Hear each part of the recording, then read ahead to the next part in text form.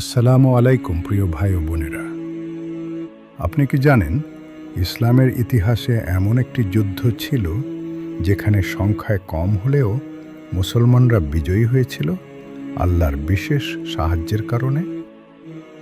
কেন বদরের যুদ্ধকে বলা হয় হক আর বাতিলের প্রথম বড় সংঘর্ষ? আর সূরা আল আনফাল এই যুদ্ধের মাধ্যমে আমাদের কি শিক্ষা দেয়? আজ আমরা জানব সূরা আল আনফালের ইতিহাস, বদরের যুদ্ধের প্রেক্ষাপট এবং এর গভীর শিক্ষা যা আজও আমাদের জন্য প্রাসঙ্গিক। আপনাদের সবাইকে স্বাগতম আমাদের ইসলামিক চ্যানেল শেষ ঠিকানাতে, যেখানে আমরা কোরআন ও হাদিসের আলোকে এমন বিষয়গুলো নিয়ে আলোচনা করি যা আমাদের জীবনকে সুন্দর, নিরাপদ এবং আখিরাতমুখী করতে সাহায্য করে। আজকের আলোচনার বিষয় সূরা আল আনফাল। প্রিয় ভাই ও বোনেরা, চলুন আমরা সময়কে একটু পেছনে নিয়ে যাই, মদিনার সেই সময়ে।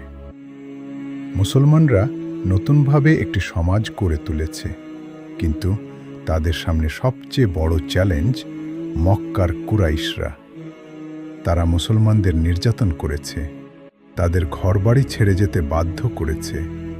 এখন তারা চায় ইসলামকে সম্পূর্ণভাবে ধ্বংস করে দিতে। ঠিক এই সময় একটি ঘটনা ঘটল যা ইতিহাসের গতিপথ বদলে দিল। মক্কার একটি বাণিজ্য কাফেলা, যা নেতৃত্ব দিচ্ছিল আবু সুফিয়ান, শাম থেকে ফিরছিল। মুসলমানরা পরিকল্পনা করল এই কাফেলাকে আটকানোর, কিন্তু ঘটনা অন্যদিকে মোড় নিল। কুরাইশরা তাদের একটি বড় সেনাবাহিনী পাঠিয়ে দিল মুসলমানদের মোকাবিলা করার জন্য। একদিকে প্রায় 1000 সৈন্য, অন্যদিকে মাত্র 313 জন মুসলমান। অস্ত্র কম, সামর্থ্য কম, কিন্তু ঈমান ছিল অটুট। ঠিক এই অবস্থাতেই সংঘটিত হল বদরের যুদ্ধ। সূরা আল আনফাল হল কোরআনের 8 নম্বর সূরা। এতে রয়েছে 75টি আয়াত। উলামায়ে তাফসিরের মতে এটি একটি মাদানী সূরা। আনফাল শব্দের অর্থ গনিমতের মাল বা যুদ্ধলব্ধ সম্পদ। কারণ এই সূরার শুরুতেই আলোচনা এসেছে যুদ্ধের পরে পাওয়া সম্পদের বন্টন নিয়ে। ইমাম ইবনে কাসির রহমাতুল্লাহি আলাইহি বলেন, এই সূরা মূলত বদরের যুদ্ধের ঘটনাবলী এবং তার শিক্ষা তুলে ধরে। প্রিয় ভাই ও বোনেরা, বদরের যুদ্ধ শুধু একটি সামরিক যুদ্ধ ছিল না, এটি ছিল ঈমানের পরীক্ষা। রাসূলুল্লাহ সাল্লাল্লাহু আলাইহি ওয়াসাল্লাম যুদ্ধের আগে হাত তুলে দোয়া করছিলেন, হে আল্লাহ, যদি এই ছোট দলটি ধ্বংস হয়ে যায়, তাহলে পৃথিবীতে তোমার ইবাদত করার কেউ থাকবে না। একটু চিন্তা করুন, কতটা নির্ভরতা ছিল আল্লাহর উপর। এরপর আল্লাহ তাআলা তার সাহায্য পাঠালেন। কুরআনে এসেছে, ফেরেশতারা নেমে এসেছিল মুসলমানদের সাহায্য করার জন্য। একটি ছোট দল, কিন্তু আল্লাহর সাহায্যে তারা জয়ী হল। ইমাম তাবারী রহমাতুল্লাহি আলাইহি বলেন, এই বিজয় প্রমাণ করে সাফল্য সংখ্যা বা শক্তির উপর নির্ভর করে না, বরং আল্লাহর সাহায্যের উপর নির্ভর করে। যুদ্ধের পরে একটি নতুন প্রশ্ন সামনে এলো, গনিমতের মাল কিভাবে বন্টন করা হবে? কিছু সাহাবীর মধ্যে মতভেদ দেখা দিল। তখন আল্লাহ তাআলা এই সূরার মাধ্যমে স্পষ্ট করে দিলেন, এই সম্পদ আসলে আল্লাহ ও তার রাসূলের অধীন এবং এটি ন্যায় বিচারের সাথে বন্টন করতে হবে। প্রিয় ভাই ও বোনেরা, এই সূরার একটি বড় শিক্ষা হল ঐক্য।